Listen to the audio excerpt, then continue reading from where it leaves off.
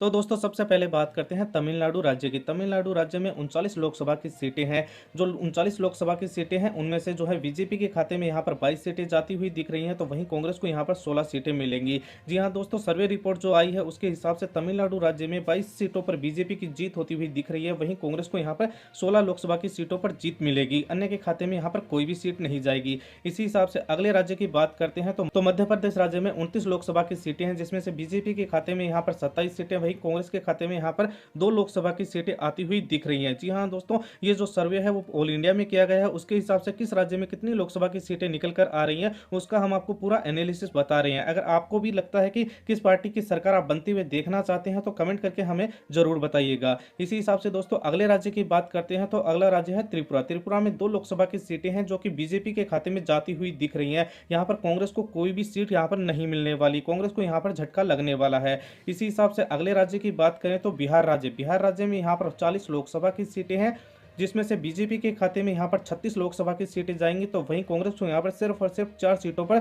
जीत मिलेगी। जी हाँ दोस्तों, बिहार राज्य में जो है कांग्रेस को यहाँ पर बहुत बड़ा झटका लगने वाला है, क्योंकि यहाँ पर बिहार में जो है कांग्रेस को सिर्फ 4 सीटें मिलेंगी, वहीं बीजेपी को 36 सीटों पर जीत मिलने का अनुमान लगाया जा रहा है। वहीं दोस्तों अगले राज्य की बात करें तो महाराष्ट्र में लोकसभा की 48 सीटें हैं, जिसमें से बीजेपी के खाते में यहाँ पर 40 सीटें जाती हुई दिख रही हैं, वहीं कांग्रेस के खाते में सिर्फ और सिर्फ 8 सीटें जाएंगी, तो महाराष्ट्र में भी कांग्रेस को एक बड़ा झटका लगने वाला है। वहीं दोस्तों बीजेपी की जो है महाराष्ट्र में भी बम्पर जीत होती हुई दिखाई दे रही है। सर्वे रिपोर्ट के हिसाब से बीजेपी को यहाँ पर 40 लोकसभा की सीटें मिलेंगी। वहीं दोस्तों अगले राज्य की बात करें तो अगला राज्य है उत्तर प्रदेश। जी हाँ दोस्तों, उत्तर प्रदेश में जो है 80 लोकसभा की सीटें हैं, जिसमें से बीजेपी के खाते में यहाँ पर 70 सीटें जाती हुई दिख रही हैं, वहीं कांग्रेस को जो है सिर्फ और सिर्फ 2 सीटें यहाँ पर मिलेंगी। वहीं एसपी और बीएसपी को यहाँ पर 8 सीटें मिलेंगी। दोस्तों आपको बता दें कि यहाँ पर कांग्रेस का और एसपी बीएसपी का यहाँ पर गठबंधन होने वाला है। अगर ये गठबंधन होता है तो दोनों को मिलाकर यहाँ पर 10 सीटें मिलेंगी। वहीं बीजेपी के खाते में जो है यहाँ पर 70 सीटें जाएंगी। जी हाँ दोस्तों, यहाँ पर योगी जी है वो बहुत अच्छा काम कर रहे हैं, इसीलिए बीजेपी के खाते में यहाँ पर सबसे ज्यादा सीटें जाती हुई दिख रही है। अगला राज्य है दिल्ली। जी हाँ दोस्तों, दिल्ली में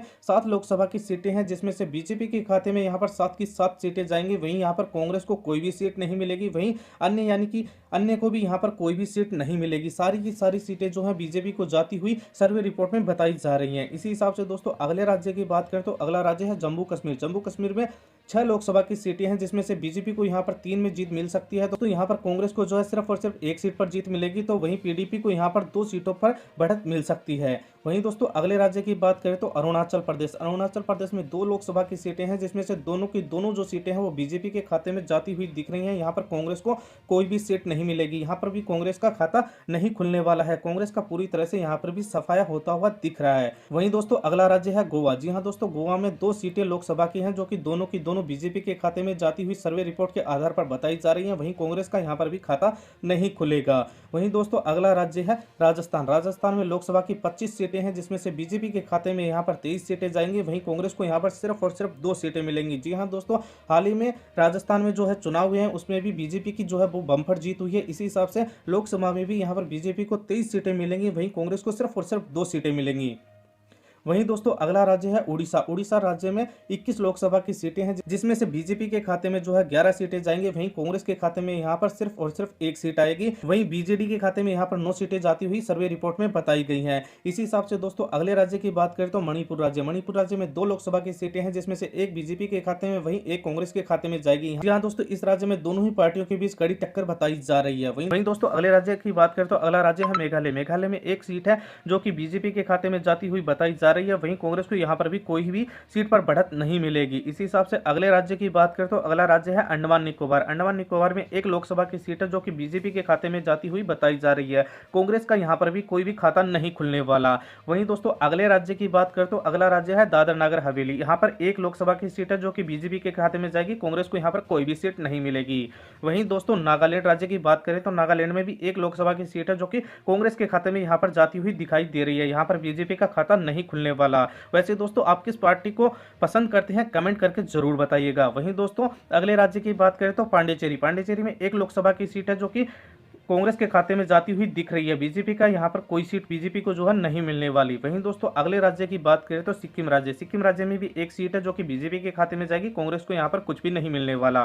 वहीं दोस्तों अगला राज्य है हरियाणा में 10 लोकसभा की सीटें हैं जहां पर बीजेपी को 9 सीट पर जीत मिलती हुई बताई जा रही है, तो वहीं कांग्रेस को यहाँ पर सिर्फ और सिर्फ एक सीट से ही संतुष्ट होना पड़ेगा। इसी के हिसाब से दोस्तों अगले राज्य की बात करें तो अगला राज्य है आंध्र प्रदेश में 25 लोकसभा की सीटें हैं जिसमें से बीजेपी को 2 सीट मिलेंगी तो कांग्रेस को यहाँ पर 4 सीट मिलेंगी। वहीं दोस्तों टीआरएस और वाईआरएस को यहाँ पर तथा 2 सीट और 17 सीटें मिलने का अनुमान जताया जा रहा है। यहाँ पर बीजेपी और कांग्रेस दोनों ही पार्टियों को झटका लगने वाला है। वहीं दोस्तों अगले राज्य की बात करें तो अगला राज्य है मिजोरम राज्य में जो है 1 लोकसभा की सीट है जिसमें से बीजेपी के खाते में जो है ये सीट जाती हुई दिखाई दे रही है, कांग्रेस को यहाँ पर कोई भी सीट नहीं मिलेगी। वहीं दोस्तों अगले राज्य की बात करें तो अगला राज्य है कर्नाटक में 28 लोकसभा की सीटें हैं जिसमें से बीजेपी के खाते में 22 सीट जाएंगी तो कांग्रेस के खाते में 6 सीट जाएंगी, अन्य के खाते में यहाँ पर कोई भी सीट नहीं आएगी। जी हाँ दोस्तों, कर्नाटक राज्य में भी जो है बीजेपी को बढ़त मिलती हुई दिखाई दे रही है, जबकि यहाँ पर कांग्रेस को सिर्फ और सिर्फ 6 सीटों पर ही संतुष्ट होना पड़ेगा। वहीं दोस्तों अगले राज्य की बात करें तो अगला राज्य है हिमाचल प्रदेश में यहाँ पर 4 लोकसभा की सीटें हैं जिसमें से 3 बीजेपी के खाते में जा सकती हैं, तो वहीं कांग्रेस को यहाँ पर 1 सीट मिल सकती है।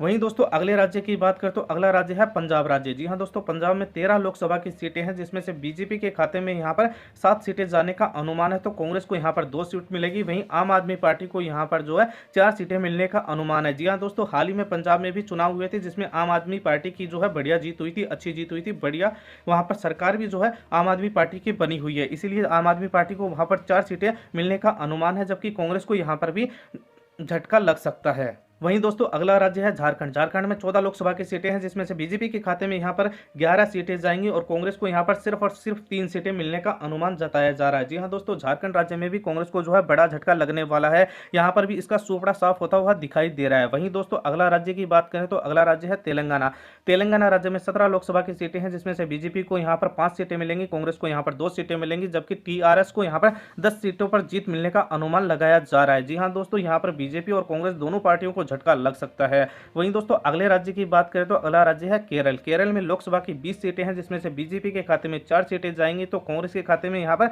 6 सीटें जाएंगी। वहीं एलडीएफ के खाते में यहां पर 10 सीटें जाने का अनुमान है। और दोस्तों आपको साथ ही बता दें कि ज्यादातर राज्यों में कांग्रेस ने जो है गठबंधन बनाया है, तो गठबंधन के हिसाब से ये सीटें जो है कांग्रेस के खाते में भी जोड़ी जा सकती हैं, लेकिन फिर भी यहां पर कांग्रेस को जो अकेले को 6 सीटों से ज्यादा यहां पर मिलने का अनुमान नहीं जताया जा रहा। वहीं दोस्तों अगले राज्य की बात करें तो अगला राज्य है पश्चिम बंगाल। यहाँ पर लोकसभा की 42 सीटें हैं जिसमें से बीजेपी के खाते में यहाँ पर 27 सीटें जाएंगी, जबकि कांग्रेस का यहाँ पर खाता भी नहीं खुलने वाला। वहीं टीएमसी को यहाँ पर जो है 15 सीटें मिलेंगी। जी हाँ दोस्तों, टीएमसी और कांग्रेस का यहाँ पर भी गठबंधन है, तो गठबंधन के हिसाब से यहाँ पर 15 सीटें जो है कांग्रेस गठबंधन को मिल सकती है, लेकिन अकेली कांग्रेस को अगर यहाँ पर लड़ती है तो उसे कोई भी सीट नहीं मिलेगी। वहीं बीजेपी की जो है यहाँ पर भी बम्पर जीत बताई जा रही है। वहीं दोस्तों अगले राज्य की बात करें तो अगला राज्य है लक्षद्वीप। यहाँ पर 1 लोकसभा की सीट है जो कि बीजेपी के खाते में जाएगी, कांग्रेस को यहाँ पर भी कोई सीट नहीं मिलने वाली। इसी के साथ दोस्तों अगले राज्य की बात करें तो अगला राज्य यहाँ पर है छत्तीसगढ़। जी हाँ दोस्तों, छत्तीसगढ़ राज्य में 11 लोकसभा की सीटें हैं जिसमें से बीजेपी के खाते में 8 सीट जाएंगी, कांग्रेस को यहाँ पर 3 सीट मिलेंगी, अन्य के खाते में यहाँ पर कोई भी सीट नहीं जाएगी। जी हाँ दोस्तों, छत्तीसगढ़ में भी बीजेपी की जो है वो बम्पर जीत बताई जा रही है, जबकि कांग्रेस को यहाँ पर सिर्फ और सिर्फ 3 सीटें ही मिलेंगी। वहीं दोस्तों अगले राज्य की बात करें तो अगला राज्य है असम में 14 लोकसभा की सीटें हैं जिसमें से बीजेपी के खाते में यहां पर 11 सीट जाने का अनुमान है। वहीं कांग्रेस को यहां पर 2 सीटें और वहीं एआईयूडीएफ को यहां पर 1 सीट मिल सकती है।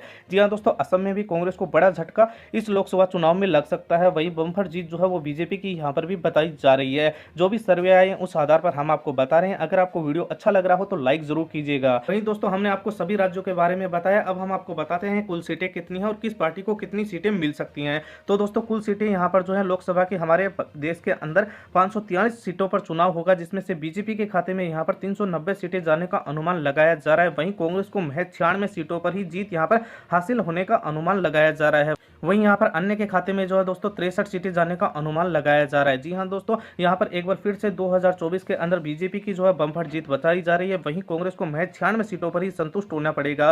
विपक्ष को जो है ज्यादा सीटें नहीं मिलेगी, जबकि बम्पर जीत जो है वो बीजेपी की एक बार फिर बनेगी। एक बार फिर प्रधानमंत्री मोदी जो है प्रधानमंत्री बन सकते हैं। दोस्तों आप किस पार्टी के नेता को जो है प्रधानमंत्री के पद पर देखना चाहते हैं, प्रधानमंत्री नरेंद्र मोदी को या फिर राहुल गांधी को? अपनी राय जो है कमेंट बॉक्स में जरूर दीजिएगा। वीडियो को लाइक कीजिएगा, शेयर कीजिएगा। बहुत बहुत धन्यवाद।